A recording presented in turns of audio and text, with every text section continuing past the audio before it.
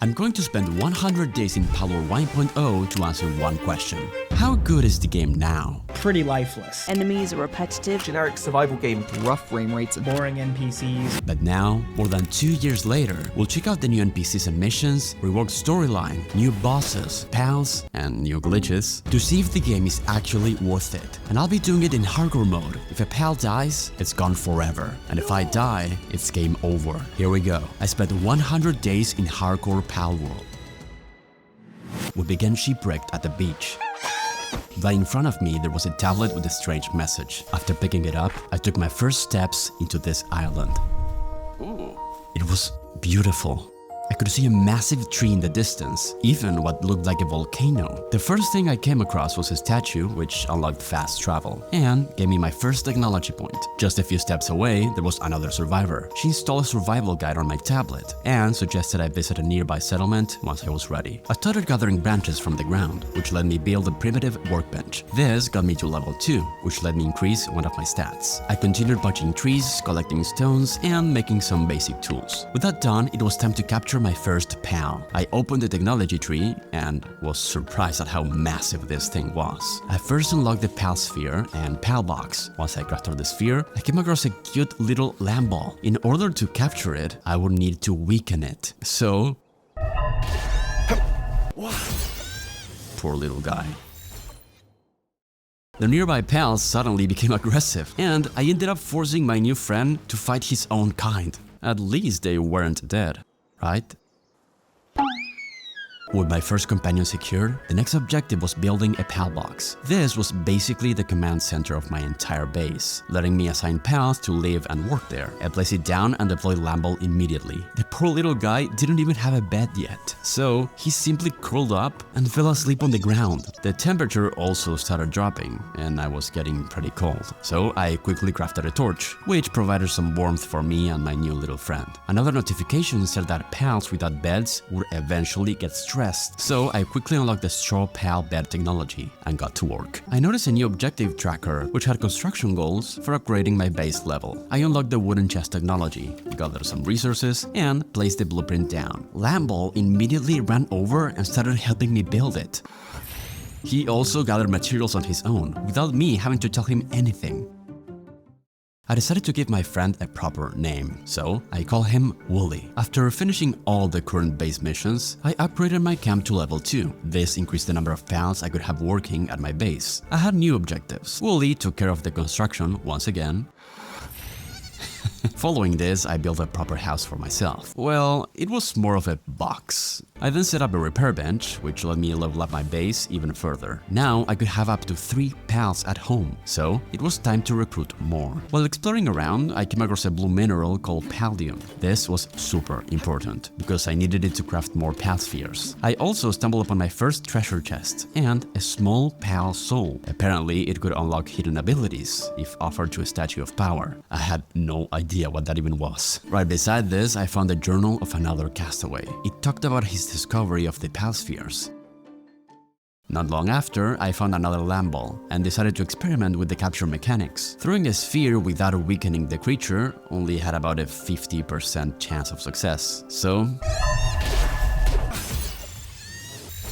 Right as I was heading back to camp, I ran into this gigantic mammo-rest. He was just wandering around. Thankfully, it completely ignored me and peacefully went on its way. Back at the base, I crafted as many pal spheres as I could, while Wooly happily kept working around. I also built some extra pal beds. With a proper campfire finally available, I cooked some food. The plate I made was lamball kebab.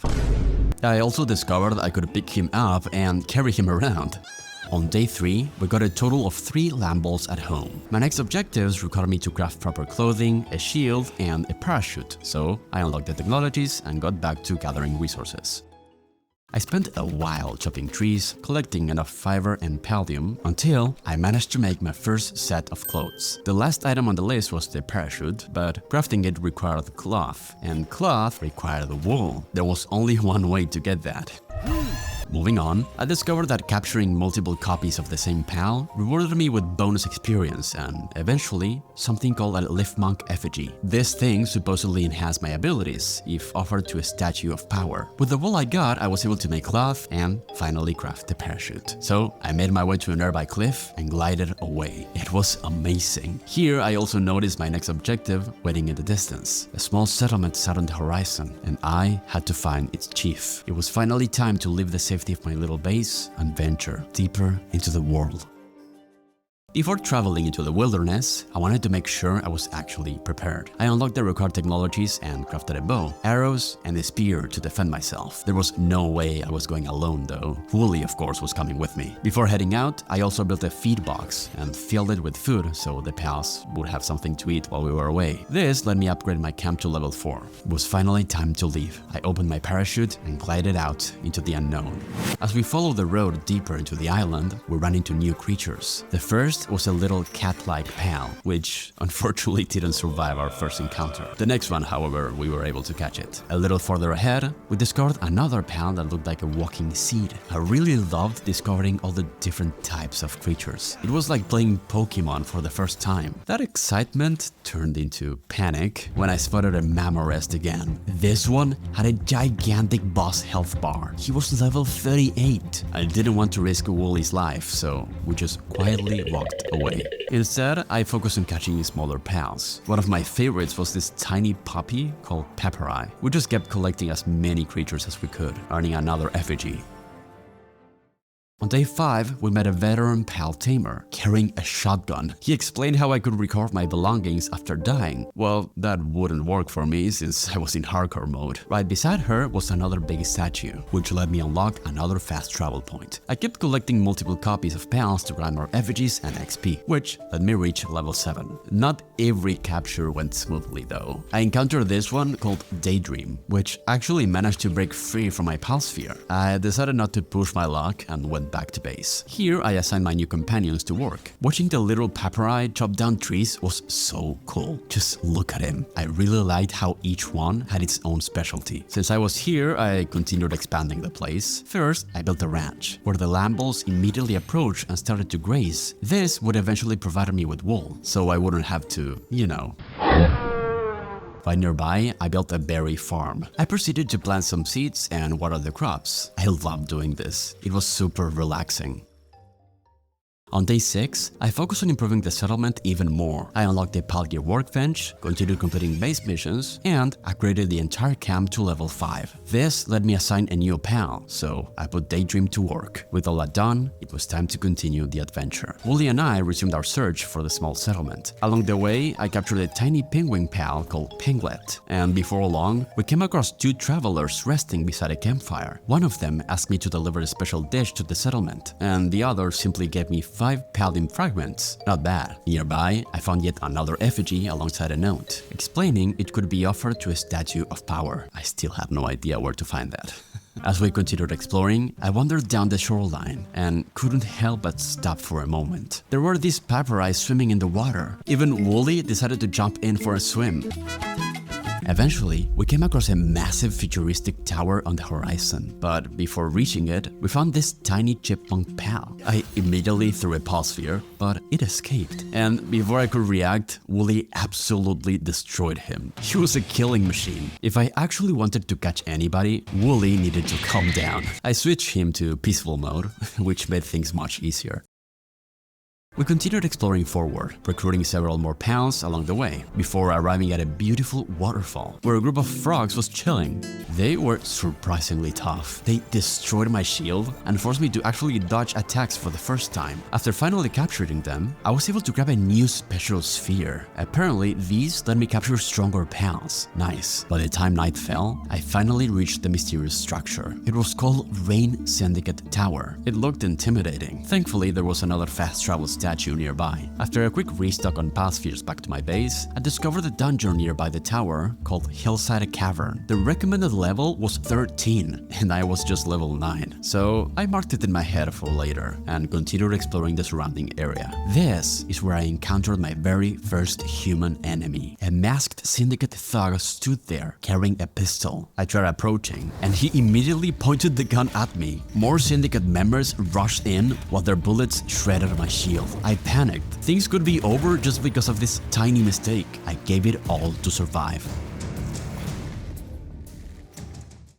I noticed they had a captured pal inside a cage. I immediately released the poor creature. Turns out it was a big fire tiger called Airsox. The moment I released him, he thanked me with a peach before officially joining my team. Since my active party was already full, he would wait at my base. With that done, I approached the Rain Syndicate tower itself. The entrance said it was a level 10 boss fight. As tempting as it was, I barely survived those thugs from before, so I needed to do some training. I quickly traveled home to meet my new companion. Airsox looked amazing. Checking his info, I discovered I could eventually ride him as a mount. I needed to unlock his saddle, which would become available at level 15, so that's definitely one of my next goals.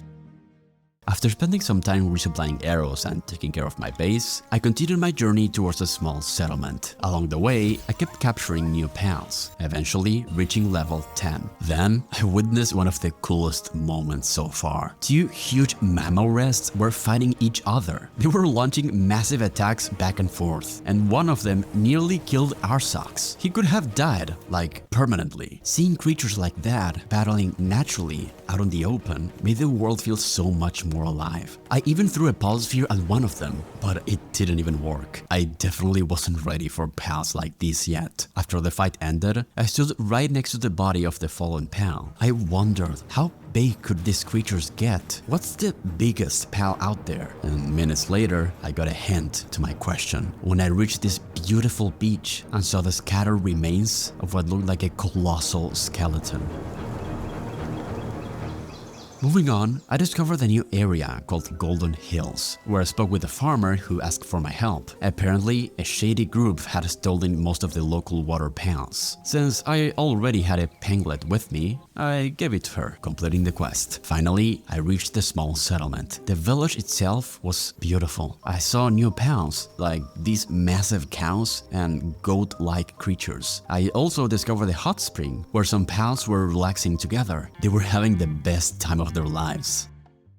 I met a researcher who was studying PAL species. He offered technology points as rewards for expanding my PAL deck, and since I already discovered enough, he gave me an advanced technical manual right away. My next milestone will be 20 discovered species, and I was already sitting at 15, so I will be coming back here often. Next, I met someone that looked like a police officer. He explained that dangerous criminals were roaming the island and offered rewards for defeating them. And right nearby, there was a bartender who told me the location of several bounty targets. Now I had these on my map. Lastly, the village chief gave me a warm welcome and proceeded to tell me the history of this place. It seemed a terrible disaster nearly wiped everyone long ago. If I wanted answers, I needed to seek the gigantic world tree standing in the distance. Supposedly, it held the truth behind everything surrounding these islands. Some even say a limitless source of power. The chief also mentioned the Rain Syndicate, explaining their leader had disappeared and that his daughter Zoe had taken command. If I wanted to uncover the truth, I would have to confront her inside the Rain Syndicate tower. But before attempting that, he suggested experimenting with PAL gear. In particular, he recommended capturing a Foxparks and crafting its harness, which would allow me to wield the PAL as a living flamethrower. This game keeps getting crazier.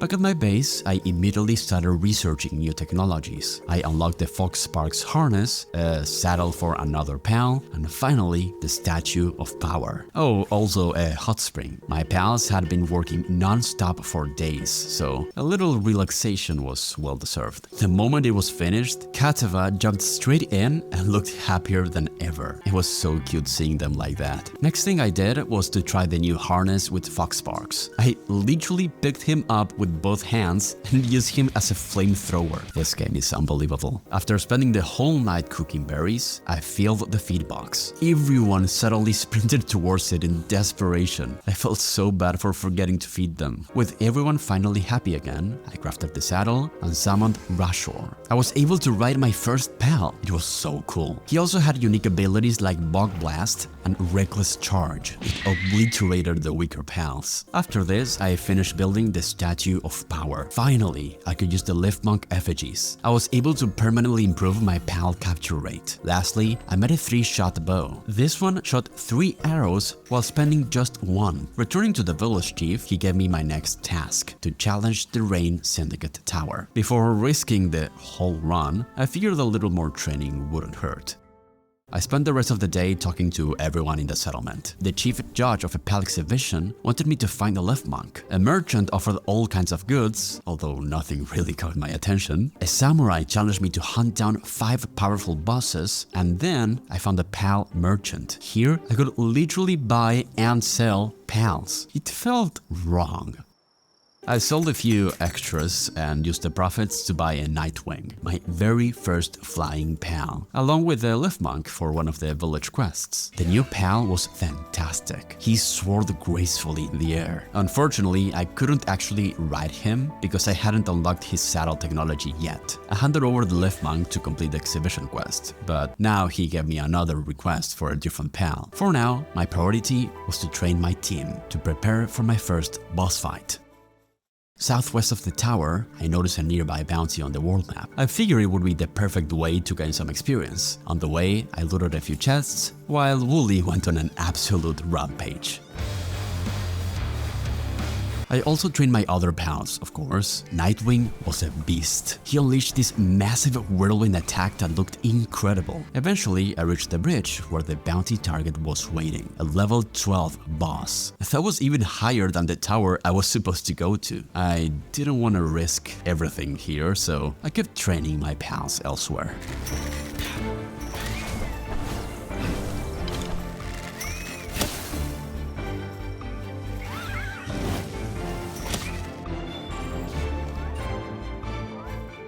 It was time to face my first boss fight.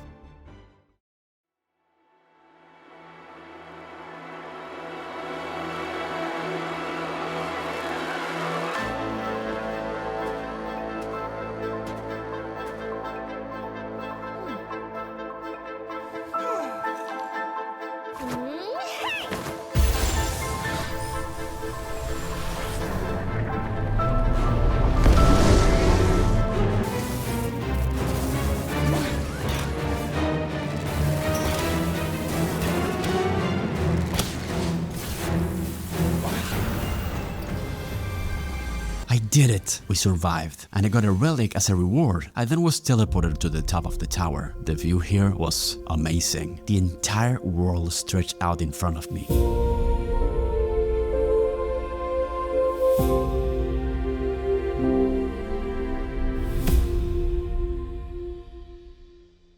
As I was making my way back to the small settlement, I stumbled upon a fight between syndicate thugs and some mercenaries. After helping the mercs deal with the criminals, they thanked me for stepping in. I really liked random events like this. When I finally returned to the village, the chief was surprised that I had managed to defeat Zoe. He explained that the relic I had recovered, the key sphere, was an artifact from an ancient civilization. Apparently, Zoe herself knew more about it than anyone else. Going back to the tower, she was standing right outside. She asked if I thought it was okay to beat someone up and steal their belongings. According to her father, each of the 8 towers scattered across the island contained one of these relics. She wasn't entirely sure what they were. It seemed they were involved in sealing away something. If I wanted answers, I would have to collect all 8 of them. The next one was already marked on my map. The tower was pretty far away, but at least I knew where to head next. On the way, I defeated more syndicate thugs, rescued another pal from a cage, and then ventured inside the hillside cavern dungeon. The cave was dark and eerie. I grabbed plenty of power lotus and cavern mushrooms. Maybe they will come in handy later. There were more of those thugs here too. I loved watching Wooly take care of them.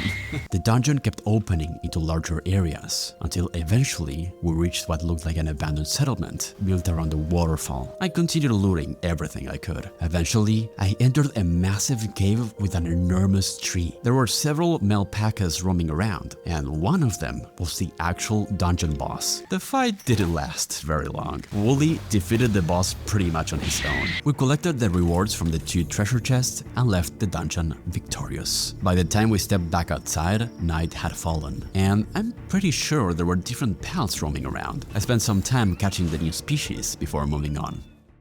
On day 14, I discovered another fast travel statue near some ruins of an old castle. Around the area, I came across even more pals fighting each other, including a cow-like pal named Mazarina. It was too cute to attack, so I felt really bad capturing it. Further down the road, I encountered a traveling merchant, escorted by guards that were much higher level than I was. I checked his inventory, but again, nothing really caught my attention. Not long after, I discovered another boss wandering the overworld. This one was called Unfortunately, I had completely ran out of arrows, meaning I had no choice but to fight it with my spear, while my pals did most of the heavy lifting. To my surprise, once its health was low enough, the game actually let me try capturing it. After a few failed attempts, I did it. I managed to capture a boss. Not only that, a notification said that the pal had a bounty on its head, so even better. With my inventory almost completely full and my ammunition gone, I returned home.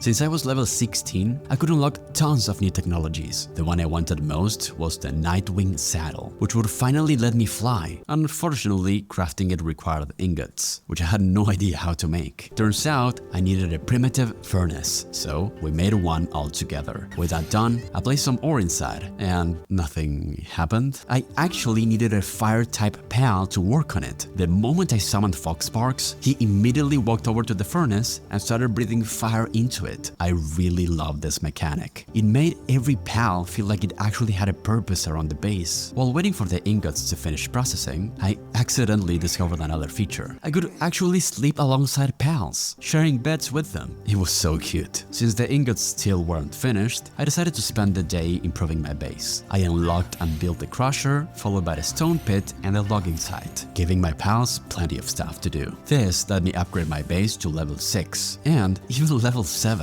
Because I already made the requirements for that one. By then, my ingots were finally ready. After making some more cloth, I finally crafted the saddle. I summoned Nightwing, equipped the thing, and took off into the sky. I couldn't believe I was actually flying. It completely changed how the game felt. There was a stamina limit, so I couldn't fly infinitely, but soaring across the landscape while launching wind projectiles and tornadoes was so cool. Nightwing was my favorite pal so far. After Wooly, of course. Now that my base had grown, I made sure every pal had a skill I actually needed, so everything ran automatically while I was away. The frog pal watered the crops, others gathered wood or mined stone, and so on. Slowly, this was starting to become a proper settlement. I wanted to focus on leveling up my base even further, not to increase the max number of pals, but actually to unlock a second base. I focused on gathering enough resources for the requirements, mining tons of ore. The next day, I set up a medieval medicine workbench, allowing me to create healing items, finally. After that, I made a high-quality workbench, which unlocked much better equipment. For the first time, I could craft metal tools, like a metal pickaxe and metal axe. Actually, I was missing the required materials. So while waiting for more ingots to finish smelting, I also built a second berry plantation, completing the last requirement for upgrading my base to level 8. I could finally build a second base anywhere I wanted. I had no idea where though. Before ending the day, I also crafted a new shield. This one had over double the stats than the old one. My storage was starting to get cramped, so I built my first metal chest. I still needed an absurd amount of ingots, so I spent another day mining non-stop. At long last, I made my very first metal pickaxe, and the difference was huge. Not only did it mine ore much faster, but every node dropped twice as much as before. I gathered so much that I became completely over-encumbered. Even when flying on Nightwing, I could barely move. Eventually, I gave up and dropped half of the ore so I could get home. After all that grinding, I finally built the sphere workbench. It seemed a little pointless right now because it only crafted regular pal spheres, but I guess it will be important later. To keep upgrading my base, I needed technologies that were locked behind higher levels. Before leaving, I unlocked the Liftmonk submachine gun. The moment I activated this, the pal climbed onto my head carrying a tiny submachine gun and started blasting. 10 out of 10. What a game. As if that wasn't enough, I also crafted the Chillet saddle, letting me ride the boss I'd captured earlier. It was huge. Its abilities were amazing too. With better equipment, stronger pals, and plenty of supplies, I was finally ready to continue my search for the next tower. The first place we headed to was the bridge, where the level 12 bounty was awaiting. He was armed with an automatic rifle. Thankfully, he didn't have any pals, so Wooly and I destroyed him. After the fight, I suddenly heard a strange chiming sound. As I tried to figure out what it was, I realized it was my very first shiny. Well, it's actually called Lucky Pal. They're basically super rare to find. It was a Jolt Hog, and I actually managed to capture it. Since my party was full, I would have to check it out back at my base later. Afterwards, I met a woman called the Messenger of Love. She asked if I wanted to sit on the ground together, which I did, and I got new spheres and more as a reward. After crossing the bridge, I ran into another syndicate camp. This time, I cleared it while running Chillet, which was completely OP, and rescued yet another captured pal from a cage. Things were going great. We even came across a new overworld boss. It looked like a giant wolf. I wasn't prepared for what was about to happen.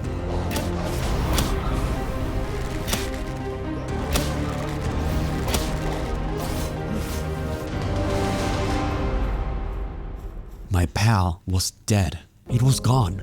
Forever. I couldn't believe what just happened. This was personal.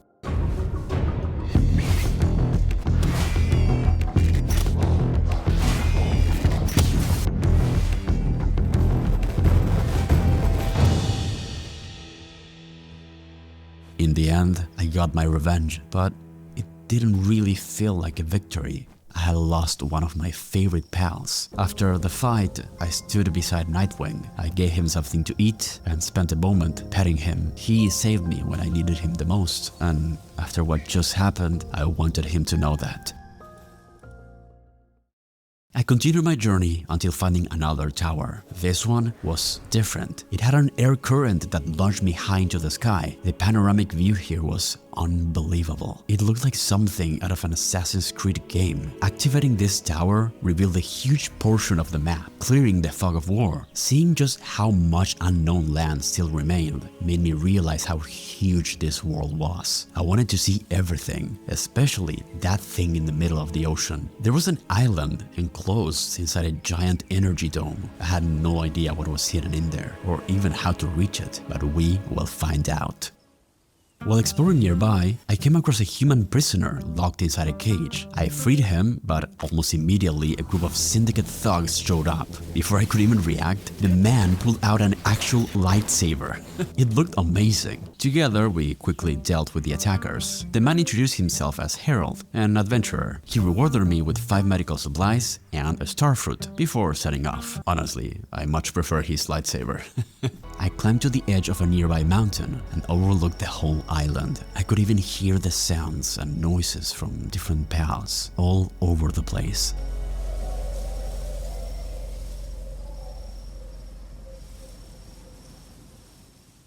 The next morning, I reached a new area called Autumn Rocks, where I found another bounty target. Together with Arsox, we absolutely destroyed him. He didn't stand a chance. I activated another fast travel statue and met a different hunter who shared information about other bounties. I returned home for a while because my inventory had become a complete mess. And I received a notification saying that a visitor had arrived. Turns out it was a wandering merchant. I sold him a few spare items to make some extra money, but once again, none of the things he had for sale were were interesting. While I was there, I also crafted a better glider, replacing my old parachute. This one was much better. Next, I unlocked the cold-resistant PAL armor. This would help me visit cold regions, and its defense was much better than what I currently had. To upgrade my base even further, I built a cooking pot and finally a mill, reaching at last base level 10. But I didn't stop there. On day 25, I set up one of the most important stations so far, a PAL labor research laboratory. Once I opened it, I had tons of research trees filled with upgrades for different kinds of work. I decided to begin with handiwork. For a while, I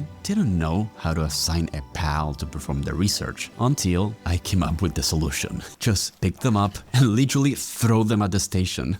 The PAL immediately got to work. This game is insane. Wooly and I continued exploring the island. The first thing we came across was another overworld bounty. The poor guy barely stood a chance. We completely steamrolled him. Not long afterwards, I stumbled across another boss called King Pekka. I felt really confident from that last fight. But the moment Nightwing started attacking, I realized we were barely scratching him. Then King Pekka suddenly charged at us. It was terrifying. I desperately tried to escape, trying to not get hit by its projectiles. I had no idea this guy could get so mad. After finally getting away, I found a large damp egg lying nearby. It could be hatched using an egg incubator. I continued uncovering more of the map, capturing every new PAL I came across, especially the water types along the coastline. The next morning, I reached a new place called the Sealed Realm of the Frozen Wings. The recommended level was 15, so I figured I was probably safe. Inside awaited Pen King, a huge penguin that actually was much tougher than I expected. Wooly took a beating almost right away, and at one point I was even frozen up. I ended up swapping between the different PALs just to keep everyone alive. Thankfully, we managed to bring the monster down. I totally forgot to try and capture him. I was just too scared of dying. At least I got another bounty token. By this point, I felt like I'd explored most of this region, so I decided to head closer to the next tower. On the way, I crossed a massive bridge, running beneath gigantic stone statues. Then, a notification said, "Supply drop initiated." I think I could hear something in the distance, but I had no idea where it landed. Before I could investigate, I got distracted by this new PAL called Toko Toko. It looked like some sort of bird. But then, it suddenly started beeping.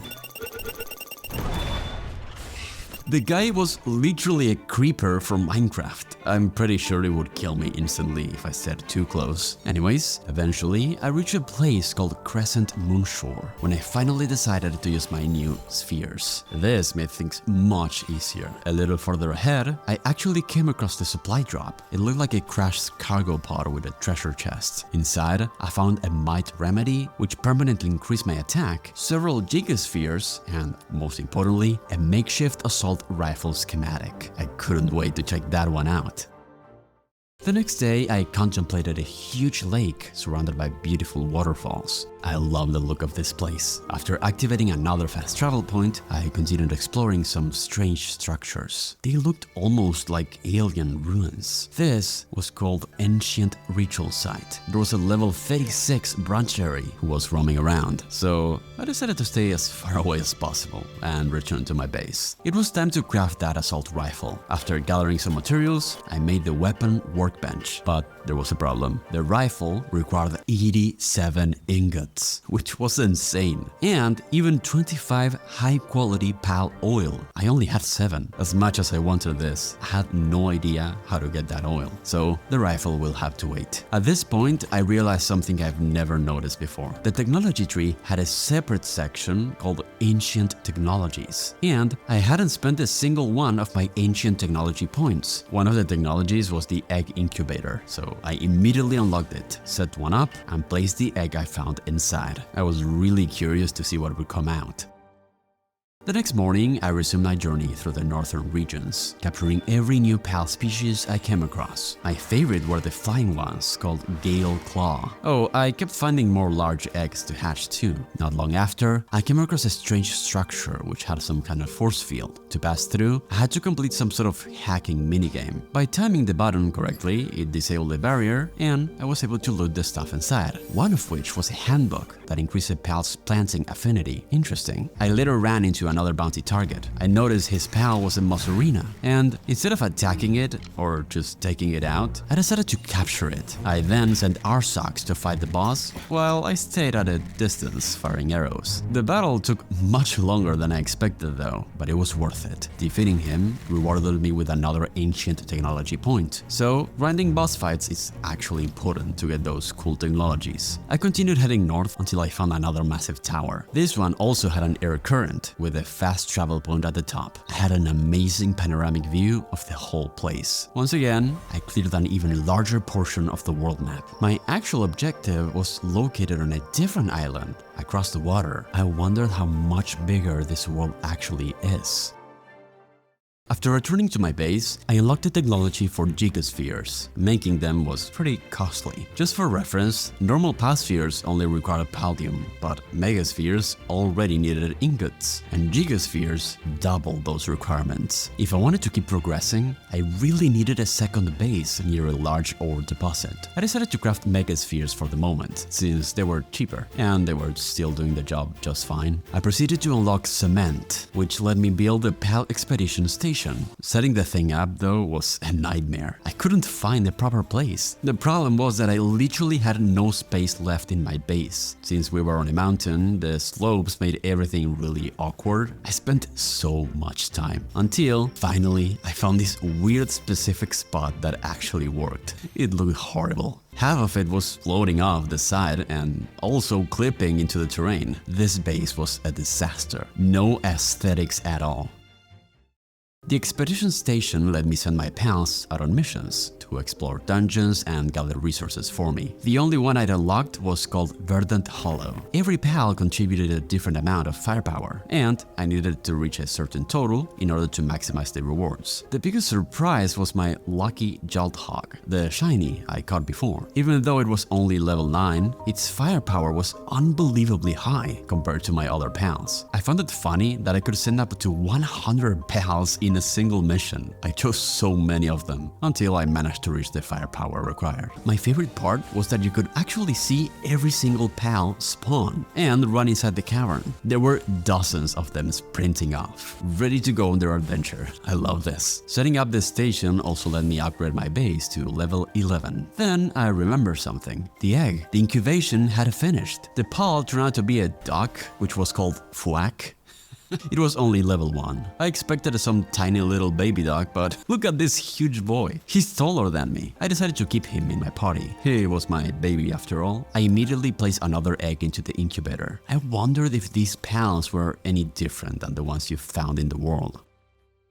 The next day, I heard that familiar chiming sound again. A lucky pal. Sure enough, there was a lucky Lamball chilling nearby. With Nightwing's help, I managed to capture it. Next, I unlocked a really important technology, the musket. I already had all the materials, so I crafted it immediately. After using bows for so long, finally carrying an actual firearm felt amazing. I even had some bullets in one of my storage chests. I was able to one-shot enemies with this. Well, it was just a level 2 Lamball, but still a great weapon. At this point, my pals had finished the research. This increased handiwork speed by 10% across my base. By this point, my priority was to make a second base to automate ore mining. I spent the day exploring the world, searching for the perfect location. Eventually, I found an area full of nodes, which had plenty of open space to build. It wasn't completely flat, but it could work. I placed the pal box and slowly started setting everything up. While gathering some resources, I stumbled across a strange tree with glowing fruits. They were called skill fruits. I could use them to teach new abilities to my pals. Interesting. This is where I stumbled upon a major problem though. None of my pals had a level 2 mining, which meant they couldn't actually harvest the ore around my outpost. So, until I managed to get a pal capable of that, there was no way to gather ore passively. I continued catching new creatures. Every time, I immediately checked the skills at the pal box, but no luck. While exploring, I also found another one of those strange trees with skill fruits. As I approached the new area, I suddenly received a warning saying that I was too hot. My health started dropping. Apparently, the dunes needed better clothing for the heat. The next morning, I received a notification about a raid. The attack would begin in 5 minutes. I found a negotiator back at the base, waiting for me. He offered to sort everything out out if I bet him 1000 gold coins. I could afford it, but I really wanted to see what this would look like, so I refused to pay. I quickly unlocked the metal armor, which had a much better defense, and tried to craft it as quickly as possible. Unfortunately, there wasn't enough time. The attackers were already coming. A group of pals was approaching. The first wave only had 3, and I absolutely annihilated them thanks to Nightwing. They barely had a chance to reach the base. The second wave was bigger. 6 enemies charged at us, but this time, every pal at my base joined the fight. It was incredible. The entire battle lasted a few seconds, but we completely destroyed them. I really liked the concept of having to defend my home. We survived without losing anything, thankfully. With that done, the metal armor was finally ready. I equipped it, and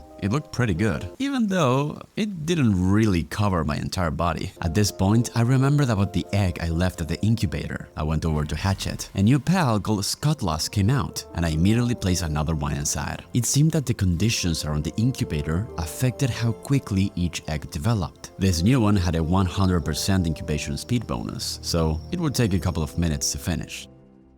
I summoned Scutlass to see what it could do. It looked like a strange fish, and its partner skill was amazing. When I activated it, Scutlass jumped into my hands and transformed into a katana. I accidentally killed him with his own body. How was this a thing? I couldn't believe it. I was heartbroken. I really wanted to add him to my team, and now he was gone forever. A few minutes later, the egg was ready. It was Toko. To be honest, I didn't care about this bird. I missed Scutlass.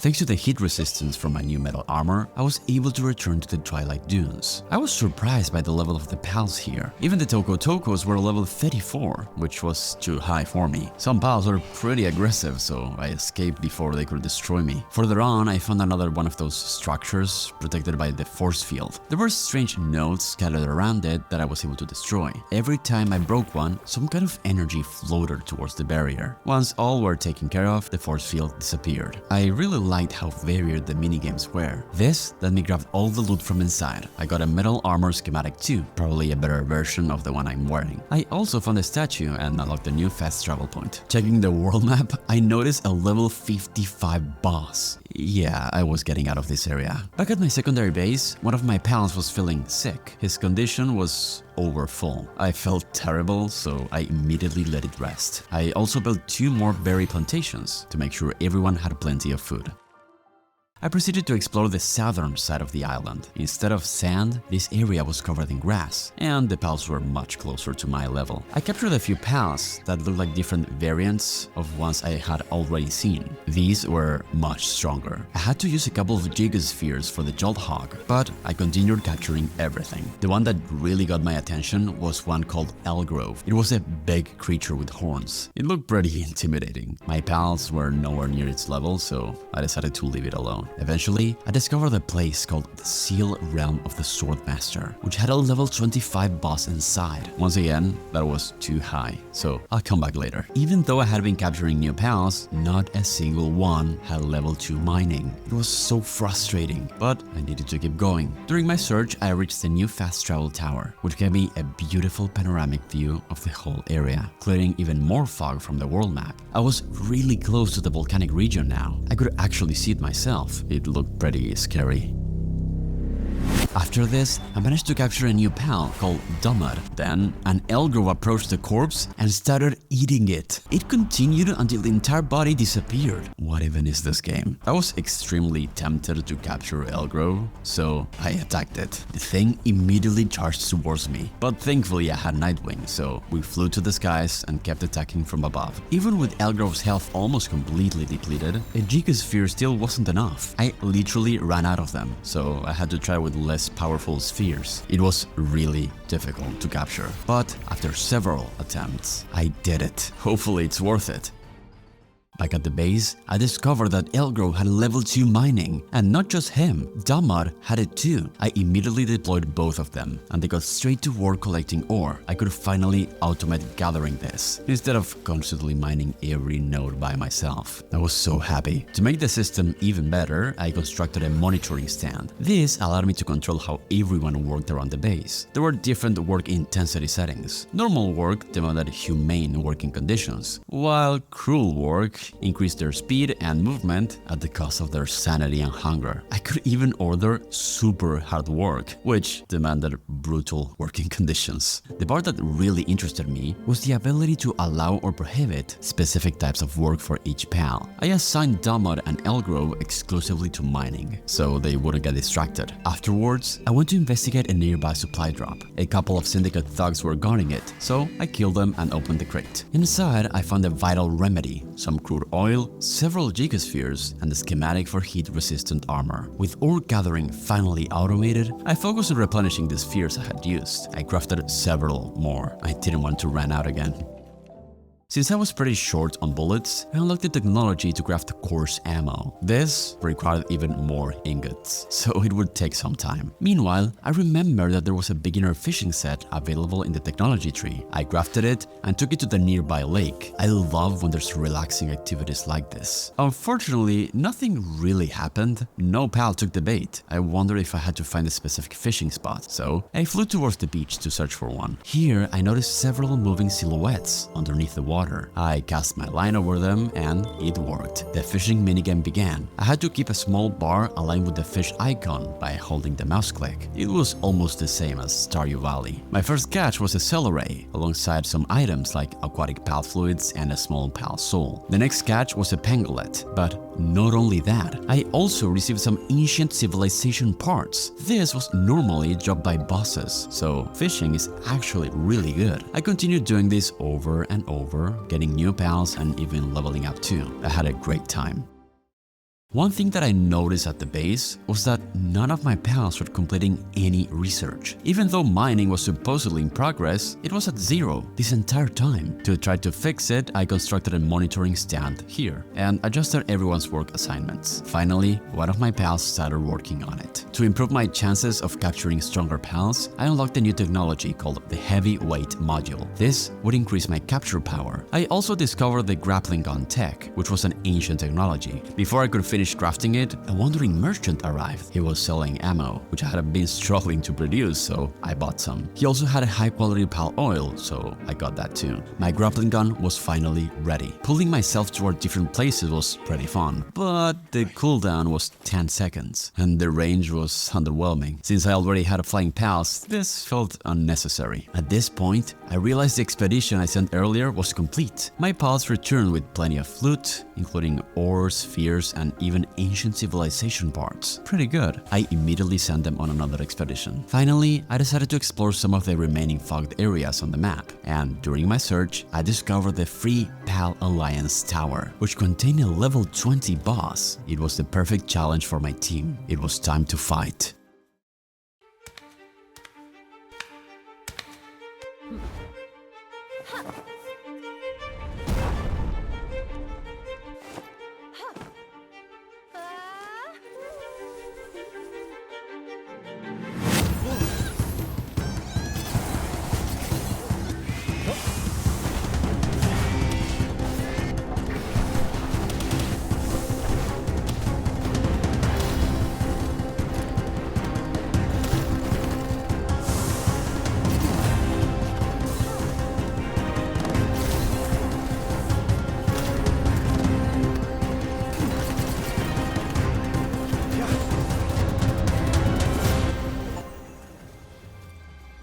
Managed to win. Arsax was the key in this one. I really liked how the battle forced me to think about the different pal types. With that done, I found myself at the very top of the tower. The view from here was incredible.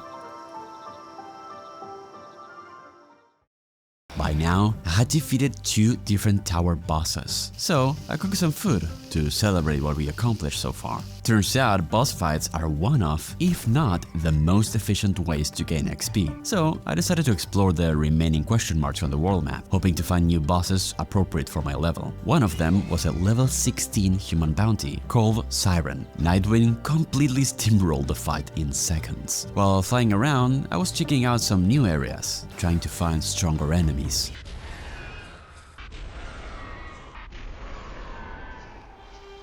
Nightwing was dead. With a single hit, I had lost my best pal. This world was evil. It was brutal. Just exploring wasn't safe. My friend was gone now, and I could do nothing about it. I considered adding Galeclaw to the party, but he couldn't be reading. I didn't know what to do. To clear my mind, I focused on taking care of things around the base, but I was heartbroken, so I sat down for a while. I saw that I had another Nightwing stored in the PAL box. He was only level 13. He would never replace my old friend. At least I had someone who could help me travel around. I unlocked the tag for a tombstone and placed one beside some flowers to commemorate my friend. I will never forget them.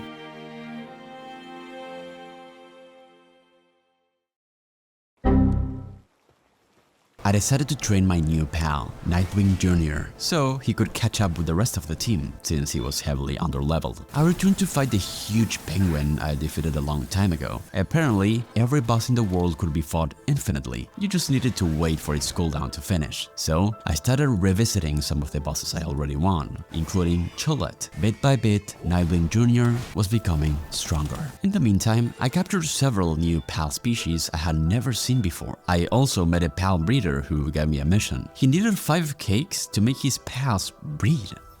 What? I had no idea where to find cakes or how to make them, but okay. Eventually, I discovered the sealed realm of the Ardent, and inside there was this gigantic Arsox. I couldn't resist. I sent my own to fight him. Oh, and this time, I actually remembered to capture the boss, so I did it. I didn't plan to replace my Arsox. I just wanted to add it to my collection. Shortly afterwards, I encountered the predator Direhal, who was really fast. It was surrounded by a couple of his minions, but I managed to defeat it pretty easily. With that done, I found a couple of people around the campfire. One of them gave me the locations of several new bounties. Back at the base, I crafted a pendant of diligence, an accessory that increased my work speed. This thing was a game changer. I then continued exploring the southern side of the map, heading towards another island that was still completely covered by fog. My current objective was located southwest. While exploring, I found another shiny pal. This time, it was a Kelpsie, and I managed to capture it. I started working on a makeshift handgun next, using a schematic I had discovered. It was incredibly expensive, 52 ingots and 15 high-quality pal oil. I was really curious to see how powerful it would be. This was going to take quite a while. At the secondary base, I discovered that 2 of my pals were suffering from overfull. I used low-grade medical supplies on both of them during their illness. I still wanted to prevent them from developing any other negative conditions, so I built a hot spring, giving everyone a place to relax.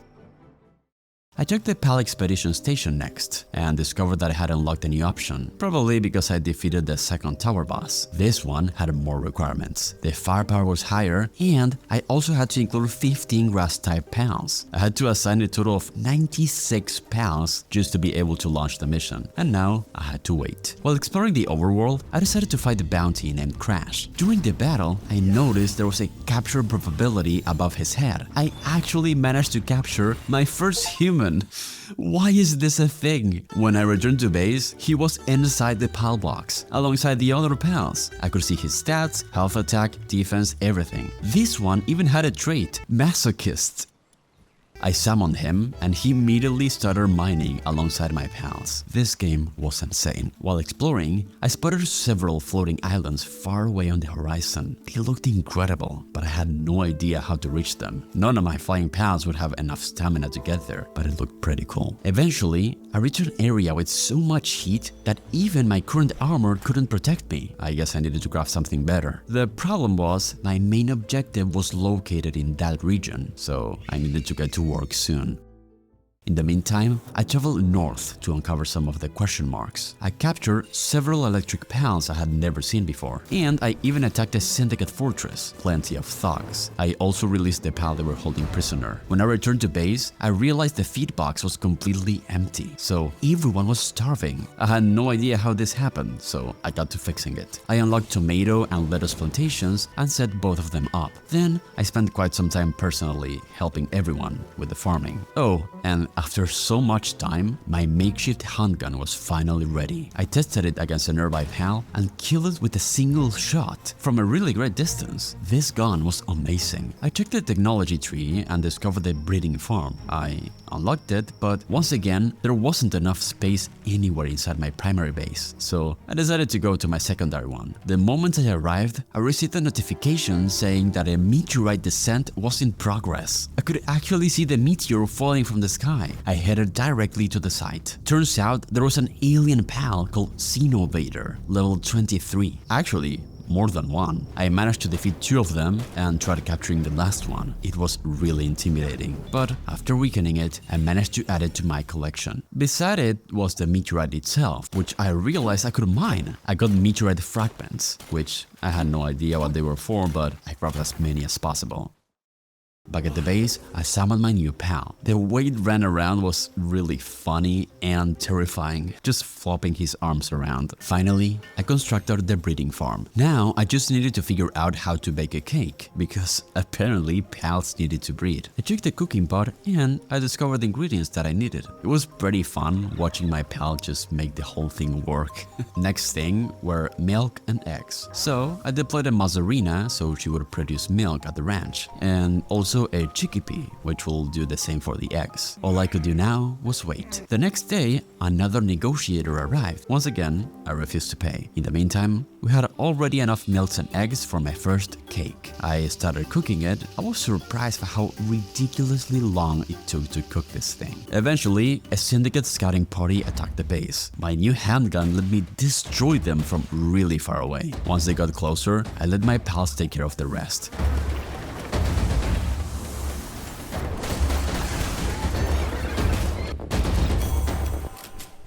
By the time the battle ended, my first cake was finally ready. In theory, I now had everything I needed to make 2 pals breed. I just had no idea which one should I choose.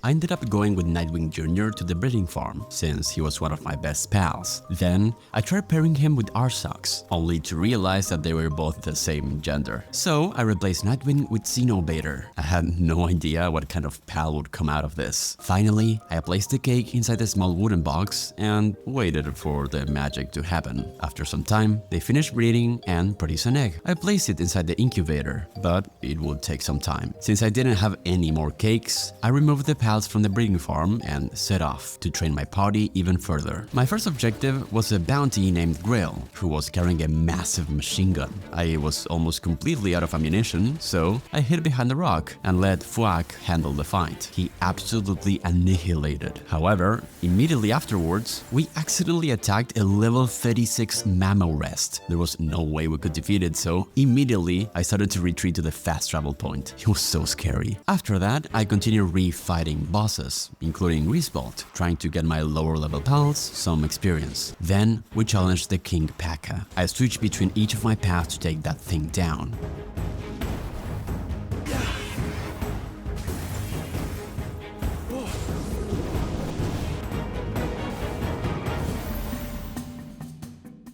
While exploring, I found Zoe waiting inside the desolate church. She asked me to capture a Grisbolt and bring it back to her. They only appeared inside Wildlife Sanctuary number 1, which was an extremely dangerous territory. Not only that, they were also incredibly rare and powerful. After a quick search online, I discovered that the sanctuary turned out to be that enormous structure in the middle of the ocean, with that gigantic energy dome. Maybe Nightwing Jr. could take me there. Before leaving, the egg inside the incubator was finally ready. A Penking came out. Honestly, I expected something better.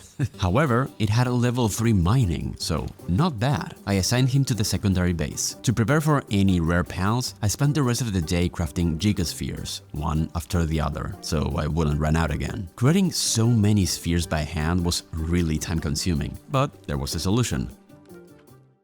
My next base mission required me to construct a sphere assembly line, which could help speed things up, so I gathered all the materials and set it up. However, I noticed that it had a lightning icon on it. Turns out it couldn't operate because there wasn't any electricity. Thankfully, my next base mission was to construct a power generator. Once it was built, I was able to upgrade the level of my base even more. This unlocked another PAL slot, so I assigned an electric type called Univolt, and it began charging the generator right away. The sphere assembly line was finally online. One of my pals was already working at the station. I could finally generate spheres passively. The next thing I crafted was an Arsok saddle. This guy was incredibly fast, much more than Nightwing Jr. His attacks were incredible too. Before traveling to the sanctuary, I needed to make some ammo. So I entered the nearby cavern and mined as much sulfur as possible. After curing one of my pals, I started producing charcoal at my base. Using all the materials together, I finally started producing gunpowder. This allowed me to begin crafting more coarse ammo, which I desperately needed. I unlocked the technology for a fluffy bed because some of my pals were taking stress naps just to survive the hard work. I built the new bed, hoping this would help a bit. Meanwhile, I continued producing ammunition. It was painfully slow. I really needed a weapon assembly line, but I wasn't a high enough level yet. I started grinding some of the bosses and dungeons scattered around the world. One of these really caught my attention. It had a bridge protected by enormous swinging blades. I had to carefully time my movements to avoid them. Pretty cool. Eventually, I reached level 32 and unlocked the weapon assembly line. To test it out, I cured 3 batches of coarse ammo. This thing allowed up to 3 pals to work on the same task at once. So I literally picked them up and threw them at the machine to force them to work. It was better, I think. To help things further, I started another research project for handiwork and assigned one of my pals to work on it. With all of this work, I had plenty of ammunition and more than enough spheres. I was finally ready. I stood beside Nightwing Jr. and stared at the enormous dome in the distance. I had no idea what I would find inside. My objective was to capture one of the rarest pals in the game, a Grisbolt. After what happened to the original Nightwing, I was terrified of losing Jr. The barrier didn't stop us, and we flew directly into the sanctuary. I collected some beautiful flowers and walked beneath what looked like an enormous tree. Here, I captured a level 20 penking. Nearby, I found an ancient tree stump that appeared to contain some new material. It was called ancient bark. I had no idea what it was for. I continued deeper into the sanctuary and entered the strange forest filled with beautifully colored trees. There, I encountered a pal. I managed to capture it before finding another Elgrove, although I accidentally killed that one. From there, I flew towards the rocky areas above the forest, but didn't seem to be much there. However, I could see Grisbolt marked on the world map. It was level 30 and none of my pals were 30 yet, so that made me really nervous. For some reason, I couldn't find this Grisbolt. I was standing directly over its location. I spent so much time looking for it. I thought the game glitched or something, but then the following day, I actually found its cave. There was no turning back now.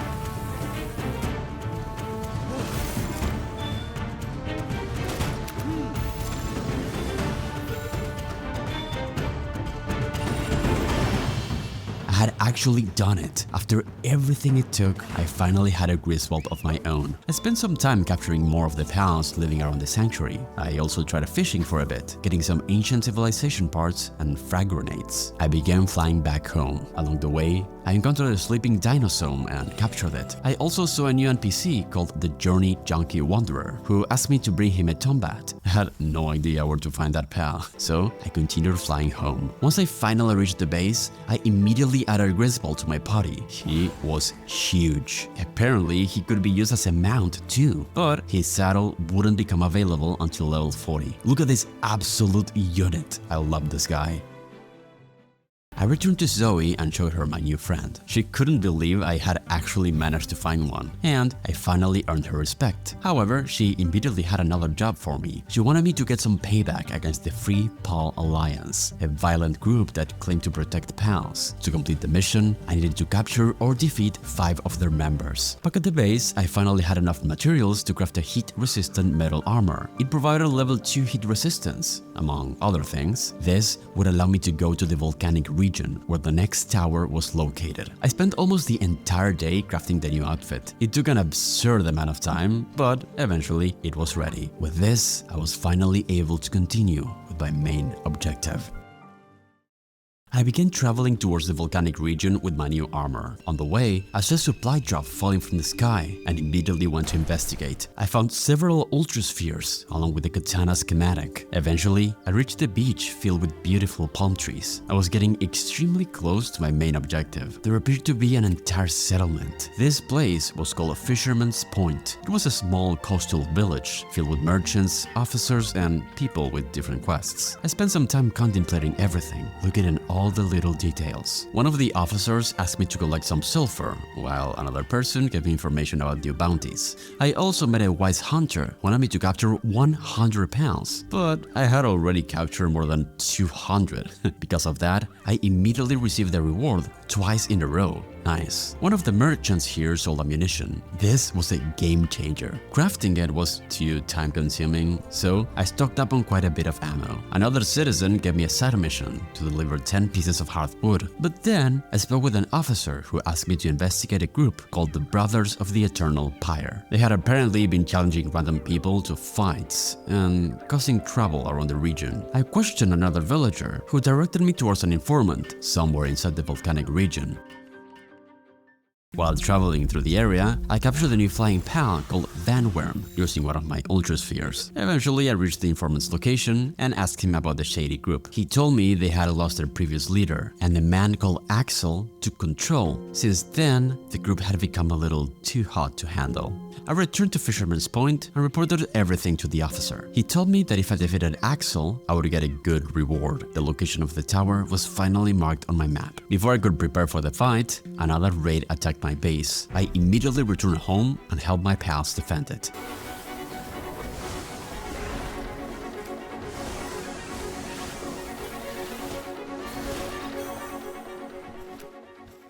More importantly, I started producing a curve module, which would improve the capture strength of my spheres. The new region had higher level pounds, and it became pretty difficult to catch them. If I wanted to keep expanding my collection, I needed every advantage I could get. I continued exploring further, stumbling upon this enormous Anubis statue. Nearby, I tried capturing another Vanworm, but even with the new curve module, I wasted several gigaspheres to do it. After checking the technology tree, I discovered that I could unlock a new tier, hyperspheres. So I immediately started producing a batch at the assembly line. I needed a massive amount of Paldium though, so I went out to specifically mine as many Paldium fragments as possible. Once that was done, I used everything to produce a large batch of hyperspheres. The next day, I returned to the volcanic region to test them. Unfortunately, the curve module made it really difficult to aim at the PAL. I missed quite a few throws. I returned to base and unlocked another technology called the sniper module. This one increased the range of my spheres instead of making them curve. The difference was huge. Capturing was incredibly easy now. With that done, I continued climbing deeper into the region. The entire area was filled with enormous ancient ruins. The mountain was incredibly tall, and as I flew higher, I could see other islands appearing across the horizon. Managing my flying pal's stamina was pretty difficult. I had to stop for a few seconds, carefully, and continued bit by bit. I started seeing the next tower in the distance, waiting at the very top of the mountain. Thankfully, there was a fast travel statue directly beside it. What surprised me the most was the enormous pool of lava surrounding the area. This was an actual volcano. Nighttime arrived and it completely transformed the sky above. There were thousands of stars. The view was amazing. The tower boss was level 30 and most of my pals were under level. But after traveling all this way, I wanted to risk it. I entered the tower and prepared to fight.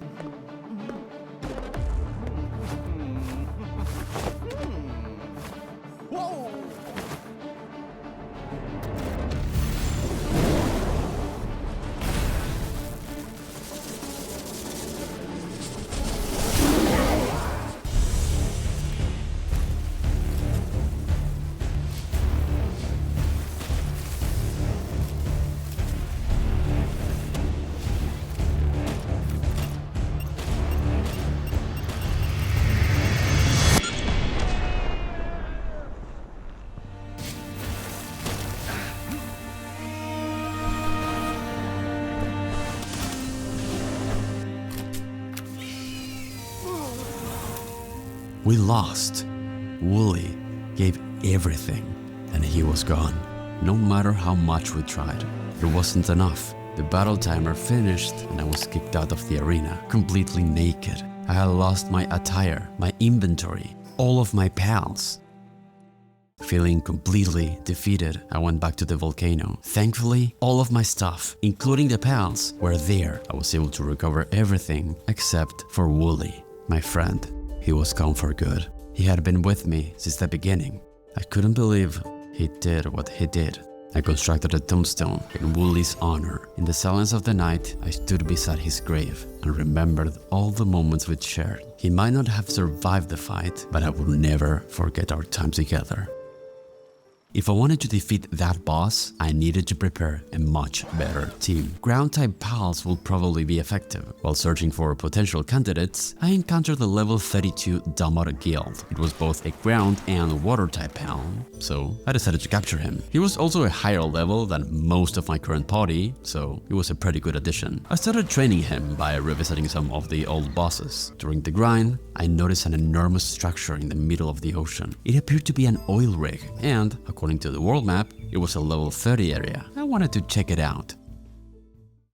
A police officer warned me it was an extremely dangerous place, but that only made me want to check it out even more. I climbed onto Nightwing Jr. and went inside. An alarm began blasting throughout the place. I climbed the stairs and immediately started fighting the syndicate thugs.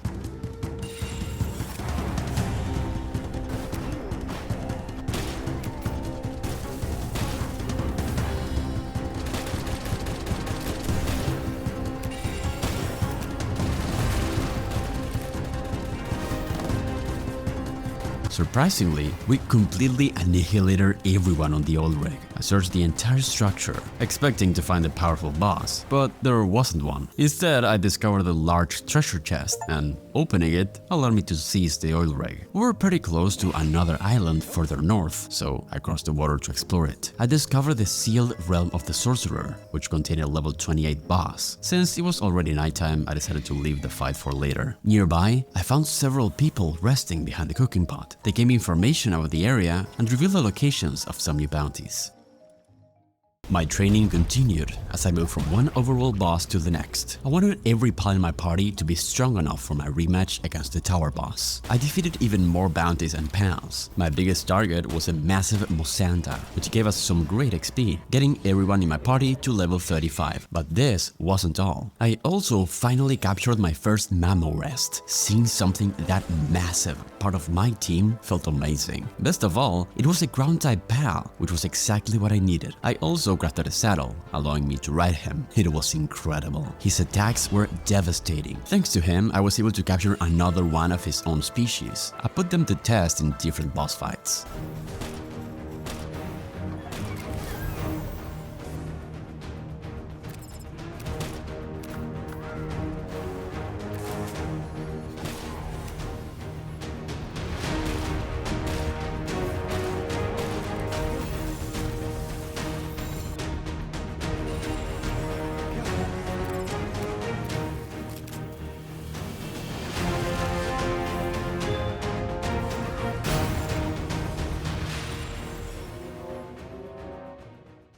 This was a defining moment. I went to the level 38 Mamorest boss from the starting area, and after weakening him enough, I actually captured him. He was officially part of the team. I summoned him right away. Just look at this absolute chungus. He was unstoppable. His attacks could tear down entire trees. This guy was amazing. I put him to fight against a level 31 Univault boss. He annihilated it. But I wanted a bigger challenge, so we went to a level 38 human bounty called Flare. It was done in a matter of seconds. The grind continued as I captured more pals, fighting anything on our way. Eventually, I discovered a new tower, revealing another section of the map. A meteorite descent started immediately. I could actually see it falling from the sky. I flew towards the location, but two birds attacked me on the way, and I couldn't believe it. What just happened? They deleted Nightwing Jr. He was dead. In a blink of an eye. I couldn't even process what happened. I was devastated. I built a third tombstone in Nightwing Jr.'s honor. The graveyard was starting to run out of space. I hope I wouldn't have to build another one. I said goodbye to my friend, who carried me across the world. I still needed another flying mount. Van Worm was the only one capable of doing that, so I crafted a saddle and took him on his first flight. He was part of the team now. I returned to the Eternal Pyre Tower for my rematch against Axel and Orzurk.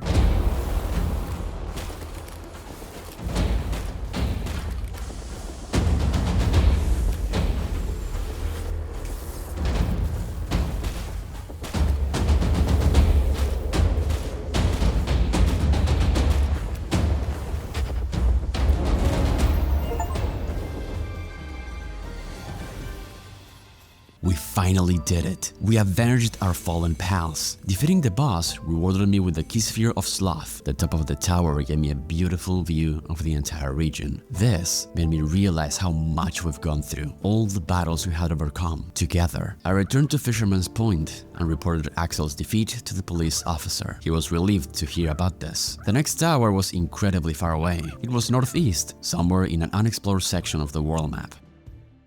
I started traveling there, discovering another watchtower on the way. I could see a building. It looked like some kind of house. But, more importantly, I contemplated a huge range of icy mountains across the horizon. My actual objective was even further away, on a completely separate island to the north. This game was absolutely massive. I started producing more hyperspheres at the base before continuing my journey. I needed plenty if I wanted to capture any stronger pals. I resumed my travels and defeated another boss. Turns out the building I saw before was some kind of fortress. It belonged to the Free Pal Alliance, and it seemed to be filled with their members. I decided to check it out later, so I proceeded north. I kept challenging different pals inside the sealed realms. The environment became increasingly colder as I traveled north. I then discovered several unusual vanworms flying around. They were of different variation, called Vanworm Crest. I managed to add one to my collection. Eventually, I reached the other island, which was covered in dry desert. Some of the pals roaming around the dunes were really high level, but I was able to navigate without getting into any fights.